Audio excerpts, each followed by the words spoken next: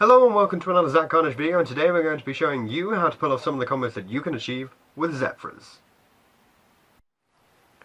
So to start off this video, with most of these combos you're going to need a full pendulum scale, which means you will need a 1 and a 7, both of them being Zefra monsters. For this first combo it's actually going specific that you will either need it to be Tellarknight or you will need it to be filled with Shaddoll monsters. So we're going to put these two in the pendulum zone. This first combo can be pulled off in a variety of ways. Key cards that you're going to need are a way into Baxia, so we have a Zefra and a Falco here, and you need a way into a rank 4, so we have an Altair and a Zefra Exciton here. Now the Altair can already be part of the Xyz summon rank 4, but you must not have previously used its effect. So to start off, we're going to be able to pendulum summon. We can bring out the Altair, the Zefra Exciton, and the Zefra. We don't want to trigger any of the effects in this case, although if you wanted you could obviously search for the field spell, which would still be useful, and I could actually pull you into the Zefra Exciton, say, if you had a different pendulum zone. Then you're going to want to normal summon the Falco. You can overlay these two to make your rank 4, so let's say we go for a Castel. You can go ahead and use the Castel's effect, getting rid of both attributes, which means these two will go to the grave instantaneously. So we've got a used Castel, a Falco, and a Zefranu on board. You can then synchro summon these two. The Zefranu will go to the extra deck, and the Falco to the grave, and that will allow you to summon your Baxia. Now, Baxia's effect is very, very interesting. First off, you're going to be able to shuffle in a card with its effect. Then you're allowed to target one card you control and one level 4 or lower monster in your graveyard, destroy the card that's on the field, and then you special summon the one that's in your grave. So the one that we're going to destroy will be the Castel, and then we're going to special summon the Altair.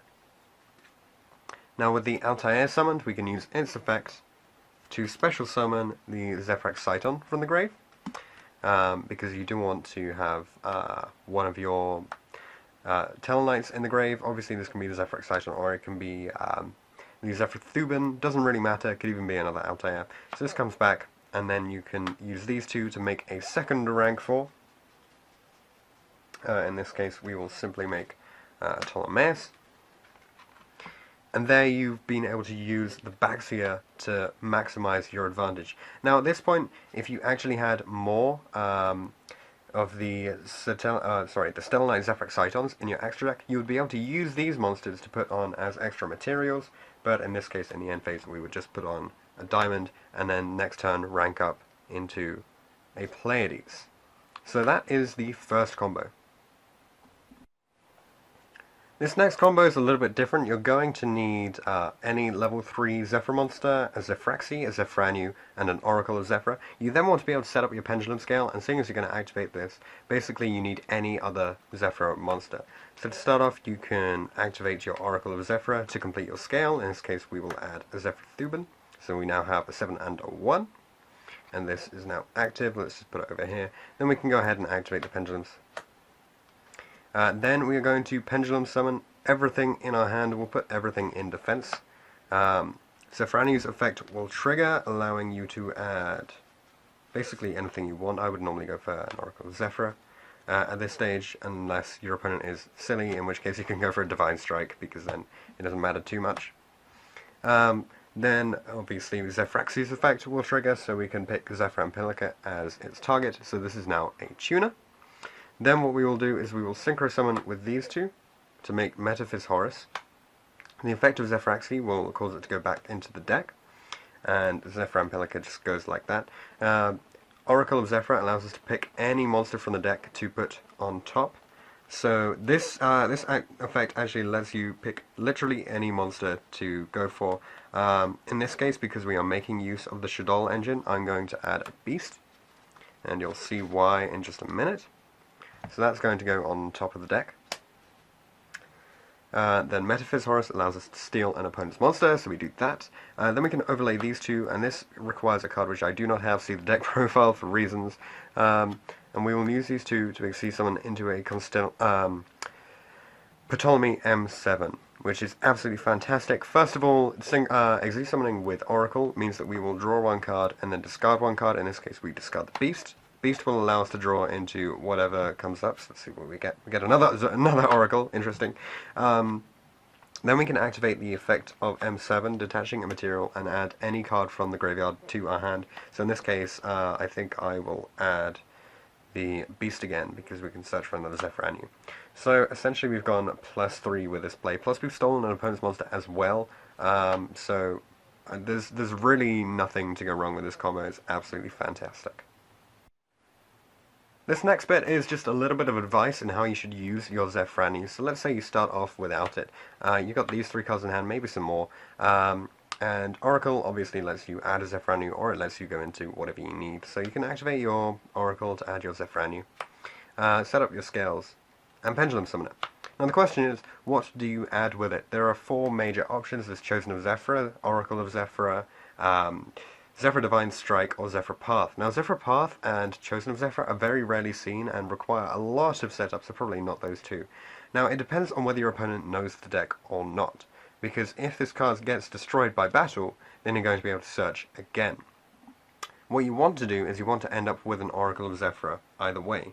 So now you can search for this now if you know you've got a smart opponent, or if you don't think that you do, then you can just add your Divine Strike, because you're going to only be able to activate Oracle once per turn. Whereas this you'll be able to use later on. So if you add the Divine Strike first, and then set it, you wait until your opponent goes, they get rid of your Zefra, and then you add your second Oracle. And now that you have Zefra in the extra deck, you'll be able to use this at any point, and then you'll be able to stock up again next turn. But if you have a smarter opponent, what they'll do is they'll read Zefra, they'll know that destroying it would allow you a second search. Then they're going to deny you this second search for Oracle by, say, returning this to the hand, or banishing it, or whatever. And if they do that, you don't want to be left with a useless Divine Strike, because yeah, it would just be terrible. So if your opponent knows what's up, then you will always want to add the Oracle instead, because say this goes back to hand, then you have no targets for your Divine Strike, and it's a pointless card. Whereas next turn, this will still be useful. So if you go up against a smart opponent, go for Oracle every time. If you don't, then go for Divine Strike.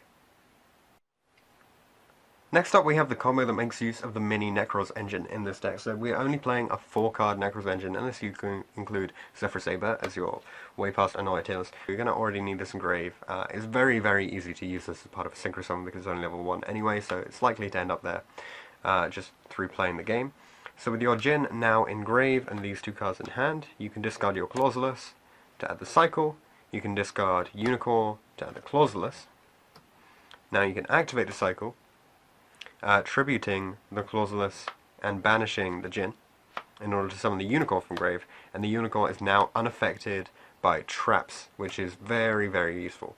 So I honestly think that this makes the deck way, way better in the fact that you can just negate the effects of extra deck monsters, which are going to be coming out more and more thanks to Ignites, which have to go to the extra deck. So I really, really think that this is actually very, very useful. Also, Unicorn is very good against Magispectors when they come out, because they're going to be pendulum summoning stuff from the extra deck, and you can instantly just negate their effects straight off. So this card is still very, very viable.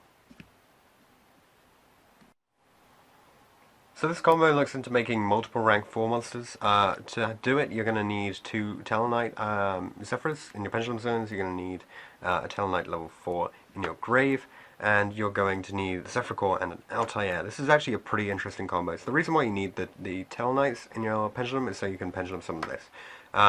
You don't, honestly, you can probably do it without it. You just need to normal summon stuff. It doesn't really matter. So you Pendulum Summon these 2, triggering the effect of Altair to special summon the Zefra Exciton. Then you want to overlay these 2. It has to involve the core. It could be those 2 as well. It really doesn't matter. But you want to overlay those 2, sorry, to make, say, a Castell or whatever, detaching the materials to use its effect. When you detach materials, you'll activate the effect of core, which will allow you to summon one of these again. So let's go for the Zefra Thuban in this case. So you can now activate the Zefra Thuban, getting rid of this to destroy one of your opponent's face-up cards, and then you can make a second rank 4, which can be your Ptolemaeus. And now in the end phase, because you have Zefra Exciton in your extract, you'll be able to put it on as one of your materials because it requires a Stellar Knight.